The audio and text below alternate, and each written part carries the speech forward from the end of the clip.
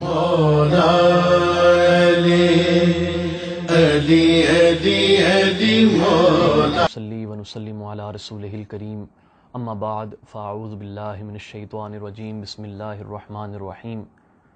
اہدنا الصراط المستقیم صراط الذین انعمت علیہم غیر المغضوب علیہم ولا الضالین صدق اللہ العظیم وصدق رسولہ النبی الکریم۔ اللہ تعالیٰ کی توفیق سے امام نسائی رحمۃ اللہ علیہ کی کتاب خصائص علی علیہ السلام کا مطالعہ بھی جاری ہے، اور پہلے باب کی چند حدیث کو مکمل کر لیا تھا۔ آج کی نشست کے اندر اس سے متعلق مزید گفتگو کریں گے، اور خاص طور پر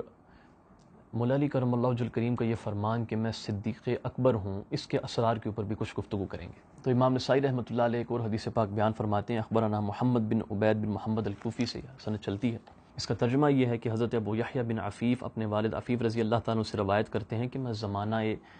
جاہلیت میں مکہ المکرمہ آیا تاکہ اپنے اہل و عیال کے لیے کپڑے اور عطر وغیرہ خریدوں۔ پس میں حضرت عباس بن عبد المطلب رضی اللہ تعالیٰ عنہ کے پاس آیا،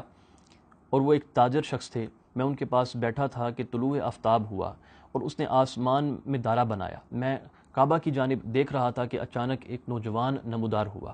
پھر اس نے آسمان کی طرف نگاہ اٹھا کر دیکھا، پھر اس نے قبلہ رو ہو کر قیام کیا۔ پھر تھوڑی دیر بعد ایک بچہ آیا تو وہ اس کے دائیں جانب کھڑا ہو گیا۔ پھر تھوڑی دیر بعد ایک خاتون آئیں، وہ ان دونوں کے پیچھے کھڑی ہو گئیں۔ پھر نوجوان نے رکوع کیا تو اس بچے اور خاتون نے بھی رکوع کیا۔ پھر اس نوجوان نے سر اٹھایا تو لڑکے اور خاتون نے بھی سر اٹھایا۔ پھر نوجوان نے سجدے میں سر جھکا دیا تو اس لڑکے اور خاتون نے بھی سر جھکا دیے۔ اس پر میں نے کہا کہ اے عباس، بڑی بات ہے۔ عباس نے بھی کہا بڑی بات ہے یہ۔ پھر فرمایا کہ کیا تم جانتے ہو کہ یہ نوجوان کون ہے؟ میں نے کہا نہیں۔ بتایا کہ یہ محمد بن عبداللہ بن عبد المطلب ہے، یہ میرا بھتیجا ہے۔ پھر پوچھا کیا تم جانتے ہو کہ یہ بچہ کون ہے؟ میں نے کہا نہیں۔ فرمایا یہ علی بن ابی طالب بن عبد المطلب ہے، یہ میرا بھتیجا ہے۔ پھر پوچھا کیا تم جانتے ہو کہ یہ خاتون کون ہے؟ تو میں نے کہا نہیں۔ فرمایا کہ یہ خدیجہ بنت خویلد ہیں، یہ میرے اس بھتیجے کی زوجہ ہیں۔ میرے اس بھتیجے نے مجھے بتایا ہے کہ اس کا رب وہ ہے جو زمین و آسمان کا رب ہے، اسی نے اس کو اس دین کا حکم دیا ہے جس پر یہ قائم ہے۔ اللہ کی قسم، روئے زمین پر ان تین نفوس کے علاوہ کوئی انسان اس دین پر نہیں ہے۔ تو اس حدیث پاک سے بھی بہت واضح ہو جاتا ہے کہ مولا علی کرم اللہ وجہ الکریم سب سے پہلے ایمان لانے والے مردوں میں سے ہیں، سب سے پہلے نماز ادا کرنے والے مردوں میں سے ہیں۔ اس حدیث سے متعلق امام ابن عبد البر نے الاستیاب میں فرمایا کہ یہ اس حدیث کی سند حسن ہے، اور یہ جید سند ہے اس حدیث پاک کی۔ امام حاکم نے بھی اس حدیث کو صحیح الاسناد کہا ہے، اور ذہبی نے موافقت کی۔ پھر امام حیثمی نے بھی اپنی مجمع الزوائد میں فرمایا کہ اس حدیث کو امام احمد نے، ابو یعلا نے اور طبرانی نے روایت کیا ہے، اور امام احمد کی سند کے تمام راوی ثقہ ہے۔ پھر امام ابن حجر اسقلانی رحمۃ اللہ علیہ نے بھی الاصابہ کے اندر آپ نے فرمایا کہ اس کو امام ابن عبد البر کے حوالے سے کہ انہوں نے فرمایا کہ یہ حدیث جید ہے، حسن جید ہے یہ حدیث۔ تو بحمد اللہ تعالیٰ آپ کی اس فضیلت کے اوپر احادیث بہت واضح ہیں۔ اس مقام کے اوپر میں ایک چیز بیان کرنا چاہوں گا کہ بعض تاریخ اور سیرت کی کتابوں میں اس طرح ملتا ہے ہمیں کہ حضرت معاویہ نے ایک مرتبہ حضرت سیدنا مولا علی کرم اللہ وجہ الکریم علیہ السلام کو ایک خط لکھا، اور انہوں نے اپنے اس میں فضائل لکھے حضرت معاویہ نے، اور اس میں آپ نے کہا کہ اے ابو الحسن میرے کثیر فضائل ہیں۔ اب انہوں نے سب سے جو اپنے فضائل گنوائے، اس کے اندر وہ کہتے ہیں کہ سب سے پہلی فضیلت میری یہ ہے کہ میرا باپ جاہلیت میں سردار تھا، فضیلت چیک کریں، اور میں اسلام میں بادشاہ ہوں، اور میں رسول اللہ صلی اللہ علیہ وسلم کا سالہ ہوں، اور مومنین کا ماموں ہوں، اور میں کاتب وحی ہوں۔ یہ انہوں نے جو ہے نا اپنی طرف سے کچھ اپنے فضائل لکھ کر بھجوائے۔ اس کے اندر جو ہے وہ ہادی و مہدی والوں نے کوئی حدیث نہیں لکھ کر بھجوائی بائی دا وے۔ تو اس کے اوپر حضرت علی کرم اللہ وجہ الکریم نے ان کو جواب دیا۔ آپ نے فرمایا کہ ابن آکلۃ الاکباد، یعنی کلیجے چبانے والی کا بیٹا مجھ پر فخر کر رہا ہے۔ پھر اس کے جواب میں آپ نے اپنی فضیلت بیان فرمائی۔ آپ کہتے ہیں کہ سیدنا محمد رسول اللہ صلی اللہ علیہ وآلہ وسلم میرے بھائی اور میرے سسر ہیں، اور سید الشہداء امیر حمزہ رضی اللہ تعالیٰ عنہ میرے چچا ہیں۔ یعنی انہوں نے حضرت حمزہ کا ذکر کیا ان کے اس جواب میں، ان کو بتانے کے لیے کہ تمہارا نسب کہاں سے آتا ہے اور میں کون ہوں۔ اور حضرت جعفر رضی اللہ تعالیٰ عنہ جو صبح و شام فرشتوں کے ساتھ پرواز کرتے ہیں وہ میرے بھائی ہیں، اور سیدنا محمد صلی اللہ علیہ وآلہ وسلم کی لخت جگر میری اہلیہ اور میری دلہن ہیں، ہم دونوں یک جان دو قالب ہیں، اور اسی سے محمد مجتبیٰ صلی اللہ علیہ وآلہ وسلم کے دو نواسے میرے بیٹے ہیں۔ پھر فرماتے ہیں کہ پس تم میں سے کون میرا ہمسر ہے؟ میں نے سب سے پہلے سعادت اسلام حاصل کی جبکہ میں چھوٹا تھا، ابھی بالغ نہیں ہوا تھا۔ تو جب یہ معاملہ حضرت معاویہ تک پہنچا تو انہوں نے فرمایا کہ بھائی یہ خط چھپا دو، اس کو اہل شام کہیں نہ پڑھ لیں ورنہ وہ ابن ابی طالب کی طرف مائل ہو جائیں گے، یعنی وہ کہیں فضیلت پتہ ہی نہ چل جائے حضرت علی کی، کس طرح سے جو ہے نا آپ کے فضائل کو چھپانے کی کوشش کی جاتی تھی۔ پھر بعض ائمہ کرام جیسے کہ امام ابن حجر مکی اور امام زرقانی رحمۃ اللہ علیہ، ان لوگوں نے جو لکھا ہے اپنی شرح مواہب کے اندر، اس کو نقل کر کے آگے آپ فرماتے ہیں کہ امام بہقی نے فرمایا کہ سیدنا و مولانا علی کرم اللہ وجہ الکریم کے ہر محب پر واجب ہے کہ ان اشعار کو حفظ کر لے تاکہ اسے حضرت علی علیہ السلام کی مفاخر اسلامی معلوم ہوں۔ پھر یہی بات علامہ محمد اقبال نے بھی اپنے انداز میں کی، ان کی جو کتاب ہے سار رموز، اس میں آپ فرماتے ہیں مسلم اول شہ مرداں علی، عشق را سرمایہ ایماں علی، کہ اول مسلم شہ مرداں مولا علی کرم اللہ وجہ الکریم ہیں اور عشق کے ایمان کا سرمایہ بھی علی ہی ہیں۔ تو بحمداللہ تعالی یہ معاملہ جو ہے یہاں سے واضح ہو گیا ہے۔ اب اس سے جو اگلی حدیث ہے اس کی طرف چلتے ہیں، وہ بہت اہم ہے۔ حدثنا احمد بن سلیمان الرہاوی قال حدثنا عبید اللہ بن موسیٰ الی آخر سند چلتی ہے، اور حدیث حضرت عباد بن عبداللہ رضی اللہ تعالیٰ سے آتی ہے کہ وہ بیان کرتے ہیں کہ حضرت علی کرم اللہ وجہ الکریم نے فرمایا کہ میں عبداللہ ہوں، رسول اللہ صلی اللہ علیہ وآلہ وسلم کا بھائی ہوں، اور میں صدیق اکبر ہوں، میرے بعد یہ دعویٰ نہیں کرے گا مگر جھوٹا شخص، میں تمام لوگوں سے 7 برس پہلے ایمان لا چکا تھا۔ اس حدیث پاک کے اوپر بعض ائمہ کرام نے کلام کیا ہے، اور اس کی جو مین وجہ ہے وہ سند نہیں بناتے، بلکہ مین وجہ وہ کہتے ہیں کہ اس کے متن میں پرابلم ہے، اور مینلی خاص طور پہ اس کا جو آخری جو ٹکڑا ہے نا کہ میں تمام لوگوں سے 7 برس پہلے ایمان لا چکا تھا، اس ٹکڑے کی وجہ سے اس حدیث کو جو ہے ائمہ کرام بعض رد کر دیتے ہیں۔ لیکن سند کے مطابق اگر اس کو دیکھا جائے تو جو زوائد ابن ماجہ کے لکھے ہیں بصیری نے، اس کے اندر انہوں نے کہا ہے کہ ھذا اسناد صحیح، اس حدیث کو انہوں نے صحیح کہا ہے، اور پھر اس کو امام حاکم نے شپوری نے بھی بیان کیا ہے اور کہا ہے کہ یہ امام مسلم کی شرائط پر صحیح ہے۔ اب اس کے متن کے اوپر تھوڑا کلام کرتے ہیں، اس کے اندر جو اشکالات ہیں اس کو دور کرنے کی کوشش کرتے ہیں۔ سب سے پہلے آپ کا فرمانا کہ انا عبداللہ، میں اللہ کا بندہ ہوں، میں عبداللہ ہوں، یہ ویسا ہے جیسے کہ عیسیٰ علیہ السلام نے فرمایا تھا قال انی عبد اللہ آتانی الکتاب وجعلنی نبیا، جب آپ بچے تھے تو آپ نے اعلان فرمایا تھا کہ میں عبداللہ ہوں، اور عبداللہ ہونے کا اعلان وہی شخص کر سکتا ہے جو اپنی بندگی میں متحقق ہو چکا ہو، جو اپنی بندگی میں کمال پر پہنچ چکا ہو، وہی یہ دعویٰ کر سکتا ہے کہ میں عبداللہ ہوں، اس کے علاوہ کوئی شخص یہ دعویٰ نہیں کر سکتا۔ اس پاک اسم گرامی سے اللہ سبحانہ و تعالیٰ نے سورۃ الجن میں نبی صلی اللہ علیہ وآلہ وسلم کو بھی متصف فرمایا ہے کہ لما قام عبد اللہ یدعوہ کادوا، جو آیت مبارکہ ہے اس کے اندر اللہ سبحانہ و تعالیٰ نے فرمایا۔ تو عبداللہ اپنے آپ کو وہی شخص کہہ سکتا ہے جو کہ اپنے ظاہر اور اپنے باطن میں کاملتاً اللہ سبحانہ و تعالیٰ کے سپرد ہو چکا ہو، جو مقام احسان کی انتہا پر پہنچ چکا ہو، اس کو عبداللہ کہتے ہیں۔ آگے آپ نے فرمایا کہ میں نبی صلی اللہ علیہ وآلہ وسلم کا بھائی ہوں، اب رشتے میں آپ کزن بھی بنتے ہیں، اس کے علاوہ جو مواخات مدینہ ہوئی اس میں بھی نبی صلی اللہ علیہ وآلہ وسلم نے آپ کو اپنا بھائی بنایا، بلکہ نہ صرف یہ کہ بھائی بنایا، آپ نے فرمایا کہ آپ دنیا اور آخرت میں میرے بھائی ہیں۔ تو یہ بڑی خاص فضیلت ہے جو مولا علی کرم اللہ وجہ الکریم کو عطا کی گئی ہے۔ اس کے بعد آپ نے فرمایا کہ وَأَنَا الصِّدِّيقُ الْأَكْبَرُ، کہ میں صدیق اکبر ہوں، اور میرے بعد جس نے یہ دعویٰ کیا وہ جھوٹ بولے گا۔ صدیق کیا ہے؟ مقام صدیقیت ایک وہ مقام ہے کہ اکثر اولیاء اللہ کے نزدیک نبوت اور صدیقیت کے درمیان کوئی اور مقام نہیں آتا، اس لیے جو ہم سورۃ الفاتحہ میں جو دعا کرتے ہیں، جس سے میں نے شروع میں تلاوت کی تھی کہ اہدنا الصراط المستقیم، اے اللہ ہمیں سیدھی راہ دکھا، صراط الذین انعمت علیہم، ان لوگوں کی راہ جن پر تو نے اپنا انعام فرمایا، اور وہ کون لوگ ہیں؟ اس کے بارے میں اللہ سبحانہ تعالیٰ نے دوسرے مقام پہ واضح کیا کہ اولئک الذین انعم اللہ علیہم من النبیین والصدیقین والشہداء والصالحین، وہ انبیاء علیہم السلام ہیں، صدیقین ہیں، شہداء ہیں اور صالحین ہیں۔ تو یہ 4 کیٹیگریز کو ڈیفائن کر دیا گیا یہاں پر۔ اب جو مقام صدیقیت ہے اس کے متعلق خاص نقطہ یاد رکھیے گا کہ صدیق وہ شخص ہوتا ہے جو اتنا سچا ہوتا ہے کہ جب اس کے سامنے کوئی ذرہ برابر بھی جھوٹ بولا جائے تو اس کا دل اس کو قبول نہیں کرتا، اور جب اس کے سامنے سچ بولا جاتا ہے، جو ازلی حقائق ہوتے ہیں وہ بیان کیے جاتے ہیں، تو وہ بغیر کسی تعامل کے، بغیر عقل کو استعمال کیے، بغیر کسی دلیل کے فوراً اس حق کو پہچان لیتا ہے، اس کو مان لیتا ہے، اس کو صدیق کہا جاتا ہے۔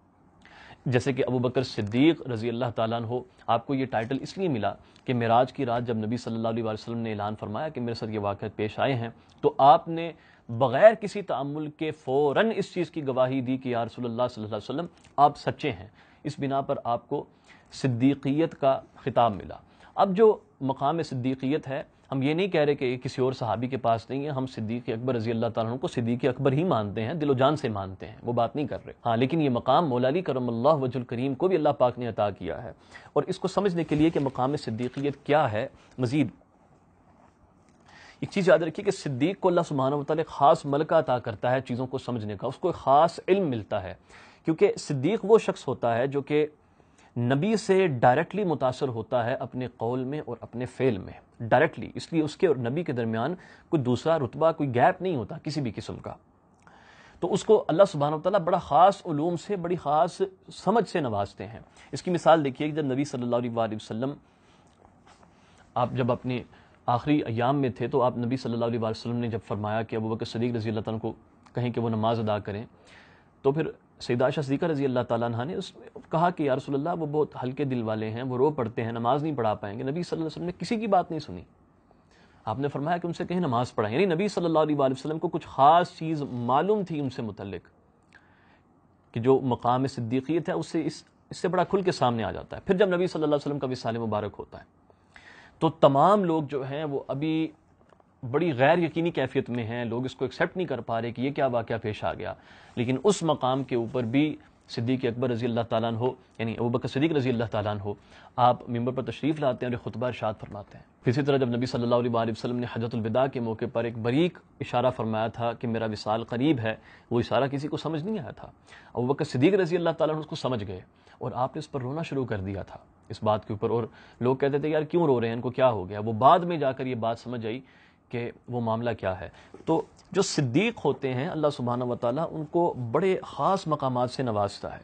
ان کی زبان سے جو نکلتا ہے نا وہ بات سچ ہوتی ہے، وہ اتنا سچ بولتے ہیں کہ ان کی زبان سے سچ کے سوا کچھ نکلتا نہیں ہے۔ اب یہی دعویٰ مولا علی کرم اللہ وجہ الکریم نے کیا ہے مقام صدیقیت کا، اور آپ نے فرمایا کہ میرے بعد کوئی اگر اس درجے کا دعویٰ کرے گا، جس درجے پہ میں پہنچ چکا ہوں، وہ جھوٹ بولتا ہے۔ تو جو مقام صدیقیت ہے یہ در حقیقت اس کا تعلق نبی کے علم کے ساتھ ہے کہ وہ نبی کے علم سے اتنا زیادہ فیض یاب ہو جاتا ہے، اور نبی کا علم کیا ہے؟ قرآن اور حکمت اور وہ تزکیہ نفس جو نبی صلی اللہ علیہ وسلم نے عطا کیا، اس میں ایسا کمال حاصل کر لیتا ہے کہ اس کی زبان سے جو نکلتا ہے وہ سچ ہوتا ہے، اور وہ قرآن کے رنگ میں بالکل رنگا جاتا ہے، جس طرح نبی صلی اللہ علیہ وسلم رنگے گئے تھے۔ سیدہ عائشہ صدیقہ رضی اللہ تعالیٰ فرماتی ہیں نبی صلی اللہ علیہ وسلم کے بارے میں کہ کان خلق القرآن، نبی صلی اللہ علیہ وسلم کا اخلاق قرآن تھا، یعنی آپ چلتے پھرتے قرآن تھے۔ آپ پوچھتے ہو کہ اخلاق کیا ہے؟ آپ تو چلتے پھرتے قرآن تھے، آپ قرآن کی ایک زندہ مینیفیسٹیشن تھے ایک ہیومن فارم کے اندر۔ اور یہی چیز پھر مولا علی کرم اللہ وجہ الکریم کو بھی عطا کی گئی کہ آپ قرآن کا ایسا گہرا علم رکھتے تھے کہ جو کسی کو پھر آپ کے بعد جو ہے وہ نصیب ہی نہیں ہوا۔ جیسے کہ اس کو امام ابن ابی شیبہ اپنی مصنف میں روایت کرتے ہیں اس روایت کو کہ آپ نے فرمایا سلونی فإنکم لا تسألونی عن شیء فیما بینکم وبین الساعة ولا عن فئة تہدی مئة وتضل مئة الا حدثتکم۔ آپ نے فرمایا کہ تم مجھ سے پوچھ لو جو کچھ بھی پوچھنا چاہتے ہو، تم مجھ سے اپنے دور سے لے کر روز قیامت تک کی جس شے کے بارے میں بھی سوال کرو گے میں تمہیں ضرور اس کے متعلق بتاؤں گا، آگاہ کروں گا۔ اور پھر آپ نے فرمایا کہ اسی طرح اگر تم مجھ سے اس فتنے کے بارے میں سوال کرو گے جو سینکڑوں لوگوں کو ہدایت کے راستے پر لائے گا اور جو سینکڑوں کو گمراہ کر دے گا، میں تمہیں اس کے بارے میں بھی ضرور بتاؤں گا۔ اور یہاں تک کہ بعض روایات میں یہ بھی آتا ہے، اس کو ابن سعد وغیرہ نے روایت کیا، آپ فرماتے تھے کہ سلونی عن کتاب اللہ فإنہ لیس من آیۃ الا وقد عرفت بلیل نزلت ام بنہار، یعنی آپ فرماتے تھے کہ مجھ سے اللہ کی کتاب کے بارے میں کوئی بھی سوال کر لو، کوئی ایک آیت بھی ایسی نہیں ہے قرآن کی جس کے بارے میں مجھے علم نہ ہو کہ آیا وہ رات کو نازل ہوئی یا دن کو میدان میں نازل ہوئی یا پہاڑ پر۔ اس کے متعلق انشاءاللہ جب آپ کی شان علمیت پہ گفتگو کریں گے تب ہم تفصیل سے ان مزید احادیث کو اور دلائل کو لے کر آئیں گے، لیکن ابھی صرف یہ بتانا مقصود ہے کہ جو شان صدیقیت ہے اس کا ایک تعلق قرآن کے علم کے ساتھ ہوتا ہے جو کہ نبی صلی اللہ علیہ وسلم عطا کرتے ہیں۔ وہ آدمی چلتا پھرتا قرآن بن جاتا ہے، اس لیے نبی صلی اللہ علیہ وسلم نے فرمایا، مولا علی کرم اللہ وجہ الکریم کے بارے میں ہی فرمایا، کفار کو فرمایا کہ اللہ تمہارے اوپر ایک ایسا شخص مسلط کرے گا جو قرآن کی تعویل سے متعلق تمہارے اوپر قتال کرے گا، تم پر رحم نہیں کرے گا۔ اور یہ چیز پھر بعد میں دیکھی ہم لوگوں نے کہ کیا معاملے پیش آئے۔ اب آپ کی شان صدیقیت کے اوپر ایک اور لطیف نقطہ بیان کرتے ہیں۔ اللہ سبحانہ و تعالیٰ نے قرآن مجید میں فرمایا ہے وَكُونُوا مَعَ الصَّادِقِينَ، جو صادق ہیں، سچے ہیں، ان کی معیت، ان کی صحبت، ان کی سنگت اختیار کرو۔ تو اس طرح پوری امت کو یہ تعلیم دے دی گئی کہ جو صدیق ہے اس کی سنگت اختیار کی جائے، جو سچا ہے اس کے ساتھ بیٹھا جائے۔ اب تلاش کرنا پڑے گا پوری امت میں وہ کون ہیں جن کو صدیق کہا جاتا ہے۔ دو شخصیات سامنے آتی ہیں، ایک ہے ابو بکر صدیق رضی اللہ تعالیٰ عنہ اور دوسرے ہیں مولا علی کرم اللہ وجہ الکریم۔ اب مولا علی کرم اللہ وجہ الکریم کے مقابلے میں جو شخص بھی ہے، مقابلے میں جو کھڑا ہو گیا، وہ صدق پر، سچائی پر نہیں ہے، وہ جھوٹ پر چل رہا ہے، وہ دھوکے میں ہے، کیونکہ جھوٹ اس طرف ہے اور جو سچ ہے وہ صرف اور صرف حضرت علی کرم اللہ وجہ الکریم کے ہی ساتھ ہے۔ اس لیے امام ترمذی روایت کرتے ہیں نبی صلی اللہ علیہ وسلم نے فرمایا کہ حق اسی طرف ہے جس طرف علی کا رخ ہے۔ اس کو اپوزٹ نہیں فرمایا، یہ نہیں کہا کہ جہاں پر حق ہوتا ہے علی وہاں جاتا ہے، نہیں، علی جہاں جاتا ہے حق وہاں پر اس کے پیچھے ہوتا ہے۔ تو اس سے جو آپ کا مقام ہے اور آپ کی جو حجیت ہے امت کے اوپر وہ بڑی کھل کے سامنے آ جاتی ہے۔ تو آپ نے فرمایا کہ میں صدیق اکبر ہوں۔ اب جو اس حدیث پاک کا جو آخری ٹکڑا تھا جس میں آپ نے یہ ارشاد فرمایا کہ میں تمام لوگوں سے 7 برس پہلے ایمان لا چکا تھا، اس کے متعلق شارحین کو بڑا مسئلہ ہوا ہے اس کو ایکسپلین کرتے ہوئے، اور جب وہ سمجھ نہیں پائے اس قول کو تو انہوں نے کہا کہ بھئی یہ کلام ہی جھوٹ ہے۔ البتہ اس سے متعلق جو سب سے بہترین قول ہے وہ امام ابو الحسن نور الدین سندھی رحمۃ اللہ علیہ کا، ان کی جو شرح ابن ماجہ ہے اس کے اندر آپ نے لکھا ہے۔ اس میں آپ فرماتے ہیں کہ گویا سیدنا علی رضی اللہ تعالیٰ عنہ نے اپنے اس ارشاد سے سیدنا ابوبکر صدیق رضی اللہ تعالیٰ عنہ سے اپنا ایمان میں سابق کرنا مراد لیا ہے۔ آگے کہتے ہیں الاصابہ میں حضرت علی کے حالات میں اکثر اہل علم کے قول کے مطابق آپ ہی وہ ہیں جو تمام لوگوں میں سب سے پہلے ایمان لائے، اور آپ کا یہ قول کہ میں نے تمام لوگوں سے 7 برس پہلے نماز پڑھی ہے، اس کی تشریح وہ کرتے ہیں، کہتے ہیں کہ شاید اس ارشاد سے آپ نے چھوٹی عمر میں اسلام لانا اور نماز پڑھنا مراد لیا ہو، اور آپ کے تمام معاصرین میں سے کوئی بھی آپ کی طرح چھوٹی عمر میں اسلام نہیں لایا، بلکہ آپ کے بعد اسلام لانے والے حضرات میں بھی کوئی ایسا بندہ نہیں ملتا جو 7 برس کی عمر میں اسلام لایا ہو اتنی جلدی۔ تو گویا آپ کو یہ حیثیت حاصل ہوئی کہ آپ نے لوگوں سے 7 سال قبل نماز پڑھی، اور دوسرے لوگوں نے آپ سے اپنی عمر کے لحاظ سے اتنی مقدار تاخیر سے نماز ادا کی۔ اس سے مراد یہ نہیں ہے کہ مسلسل 7 برس تک صرف آپ ہی مومن اور آپ ہی نمازی تھے، آپ کے علاوہ کوئی دوسرا شخص مومن اور نمازی نہیں تھا۔ اور ایک احتمال یہ بھی ہے کہ آپ کسی کے ایمان اور نماز پر مطلع نہ ہوں، اور فرماتے ہیں کہ اس احتمال میں جو تکلف ہے وہ مخفی نہیں ہے، کہتے ہیں یہ بڑی پرتکلف سی بات ہے، دوسرا جو احتمال بیان کیا اس کو نہیں لے سکتے، جو پہلا انہوں نے بیان کیا ہے وہ بات بالکل صحیح ہے کہ اس سے مراد مولا علی کرم اللہ وجہ الکریم نے یہ چیز لی ہے کہ میری عمر، یعنی میں نے 7 سال کی عمر میں نماز پڑھنا شروع کی۔ اور یہ بھی بڑے مزے کی چیز ہے کہ 7 سال کی عمر سے ہی نماز پڑھنے کا حکم دیا جاتا ہے، اس سے پہلے نہیں دیا جاتا۔ تو اس عمر کے اندر جس میں آپ نے نماز پڑھنا شروع کی، اس وقت جو تمام لوگ موجود تھے جو اسلام لا رہے تھے، ان میں سے کوئی بھی ایسا نہیں تھا جس نے اتنی جلدی اسلام قبول کیا ہو جتنی جلدی مولا علی کرم اللہ وجہ الکریم نے اسلام قبول کیا۔ تو بحمداللہ تعالیٰ اس باب کے اوپر کلام ختم ہوا ہے۔ اگلی نشست میں انشاءاللہ ہم اپنی گفتگو کو جاری رکھیں گے۔ جو منافق کو مومن سے کر دے جدا، ایسی پختہ روایت ہے ذات علی۔ وما علینا الا البلاغ المبین۔ السلام علیکم ورحمۃ اللہ تعالی وبرکاتہ۔